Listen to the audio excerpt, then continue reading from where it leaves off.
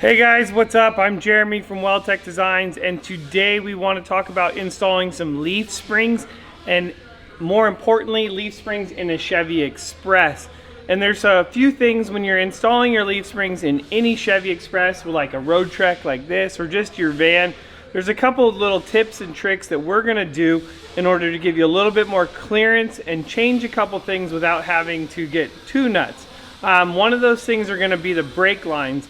So as we jump underneath this thing, you're gonna see that we have the brake line completely taken off the frame, and you can see the bolt hole where this used to mount right there. The reason we're doing this is when you're gonna install your leaf springs, you can see that we've already taken one leaf spring out on the one side here.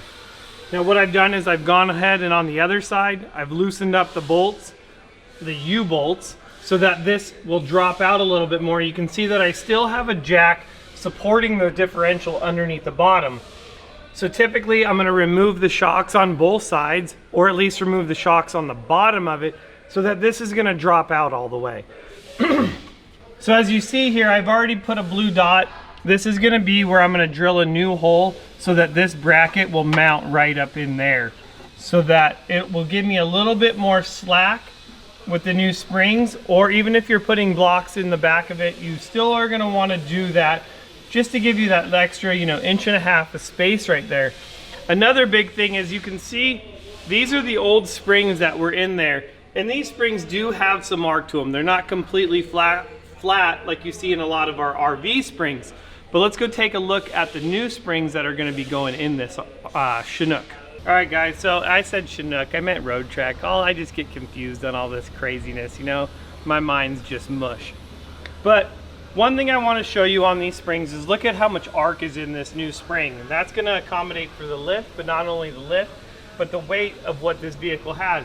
Another really important factor is I want you guys to see up here, this has a military wrap. So what it is you have the first spring, and then you have your second spring, which is going to wrap over your first spring. And that's typically you don't have that. Well, I don't know any of the stock vehicles that do have that. I'm sure there's some out there, and if there is one, comment below, let me know. Enlighten me, educate me.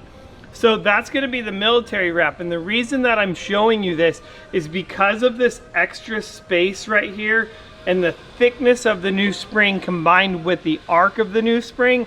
There's a change that we're going to have to do. We're going to have to modify that front hanger a little bit when we go to install these springs, and I want you to be able to cut that part away before you go to install these things and you're cussing at me and cussing at the springs and getting frustrated.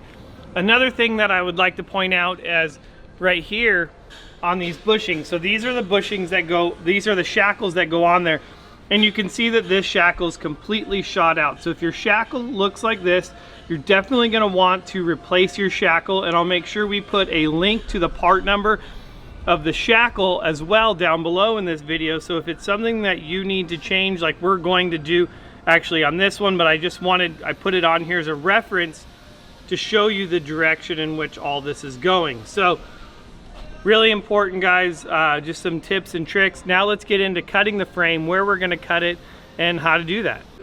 All right guys, so here we are on the passenger side. This is the front shackle mount, or the front leaf spring hanger, not shackle mount, I'm sorry. So right here you can see that I've cleaned away around where I'm going to cut. I've also put a mark on there, and you can see I'm about 3/8 to a half an inch from the hole to where I'm going to put my mark.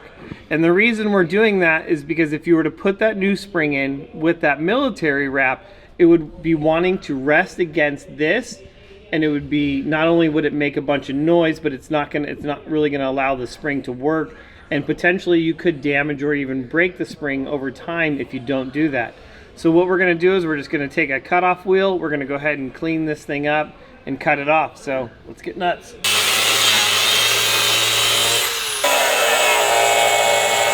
Alright guys, so there's a little piece, that's all we're taking out of there. Now I'm going to go ahead and take a sanding disc. I'm just going to go ahead and clean this up, no sharp edges, and get this all cleaned up a little bit.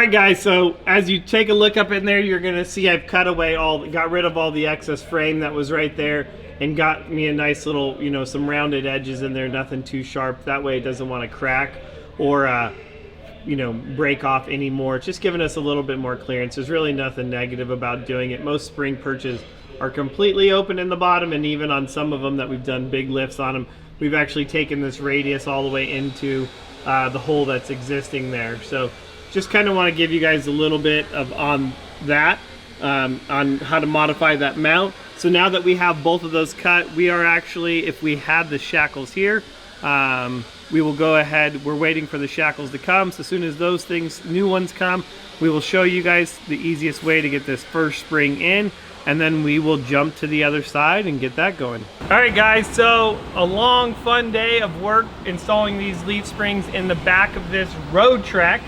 And so here's what I want to show you what it all looks like all done. You can see the old hole right there. We've put a new hole in the mount and then cut the bottom of the mount off to give you, you know, another 2+ inches of brake line. You can see that this has a ton more room on there, and that's with the Fox shocks on the back of it. And then as I'll make Austin dive underneath here, you'll see all the room now that we have here for the clearance of the leaf spring as well. So when this droops out all the way, this spring won't come in contact with the perch. And you can see that if it did still go across right there, it would be wanting to tap this. It not only would be annoying and loud, but it could potentially cause damage to your spring. So both sides, that's what we've done. You're gonna do the same thing on the other side of this thing, which is done too. I can even walk you over there, show you guys what that looks like. But that's pretty much it. That's the springs all installed. This is more of the tips and tricks of installing when you're installing your leaf springs on your Chevy Express. So if you guys have more questions, please comment below. We can always do a follow-up video showing you guys more stuff and how to do it, so that way it makes it easier when you go to do this at home. So that's it for me. I'm Jeremy from WeldTec Designs. I'm gonna smack Austin a couple times, make sure he puts all the links to all these products down below, and that's it. I'll see you guys next time.